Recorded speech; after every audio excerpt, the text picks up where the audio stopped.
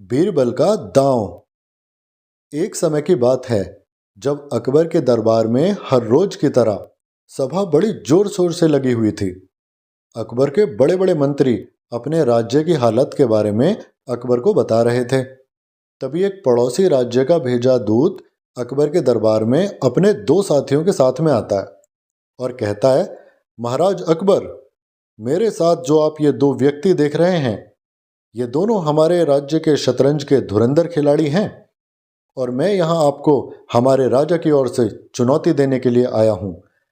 अगर आपके राज्य का कोई भी व्यक्ति मेरे दोनों खिलाड़ियों में से किसी को भी शतरंज के खेल में हरा देगा तो हमारे राजा की ओर से आपके राज्य को हर साल 1 लाख सोने की मोहरें इनाम में दी जाएंगी, और अगर नहीं हरा पाए तो आपको हमारी सीमा में लगने वाली सोने की खदानें हमें देनी होंगी।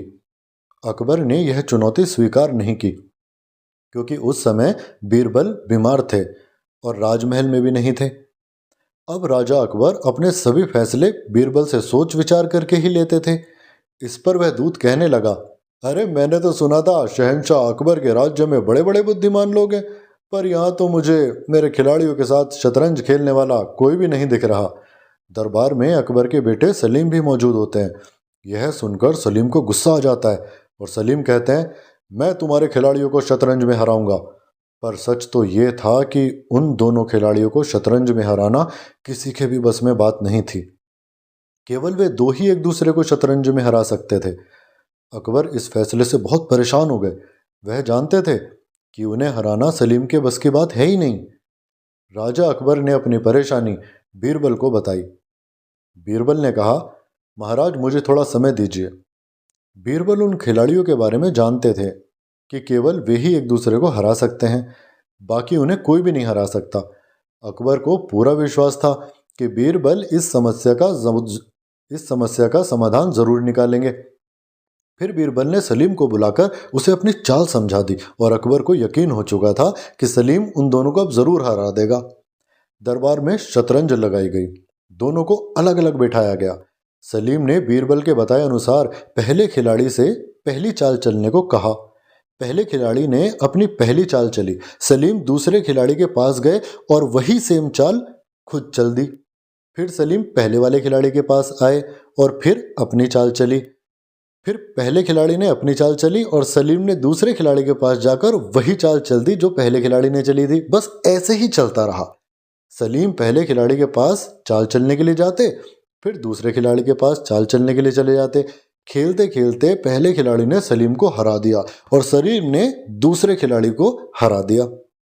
राजा के वादे के मुताबिक सलीम ने एक खिलाड़ी को हरा दिया था, जिससे राजा को 1 लाख मोहरें अकबर को हर साल देनी पड़ी। अब अकबर का बीरबल से सवाल यह था कि जो आपके दिमाग में भी होगा कि ऐसे शतरंज के खिलाड़ी जो आज तक किसी से नहीं हारे, जो सिर्फ आपस में हार सकते थे, उन्हें सलीम ने कैसे हरा दिया। बीरबल जोर जोर से हंसने लगे और कहा, जहां पर ना वो राजा के खिलाड़ी असल में आपस में ही शतरंज खेल रहे थे, तो उनमें से किसी एक को तो हार नहीं था। अकबर कहते हैं, अरे बीरबल क्या कह रहे हो, हमारे सामने तो सलीम उन दोनों से शतरंज खेल रहा था, न कि वो आपस में खेल रहे थे। इस पर बीरबल कहते हैं, महाराज जब पहले खिलाड़ी ने अपनी पहली चाल चली तो दूसरे खिलाड़ी के पास जाकर सलीम ने वही चाल दूसरे खिलाड़ी के पास चल दी। इसी तरह पहले खिलाड़ी की हर चाल सलीम दूसरे खिलाड़ी के पास चलता था।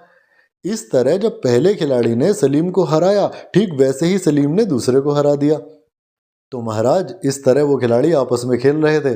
अकबर ने कहा, वाह बीरबल वाह, क्या दांव खेला है। जिन खिलाड़ियों को आज तक कोई नहीं हरा पाया, उन्हें तुमने बिना खेले ही हरा दिया।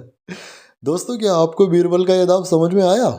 अगर हाँ तो आपको मुबारकबाद, और अगर नहीं तो कमेंट बॉक्स में कमेंट करके ज़रूर बताइएगा, फिर मैं आप लोगों को बताऊंगा कैसे।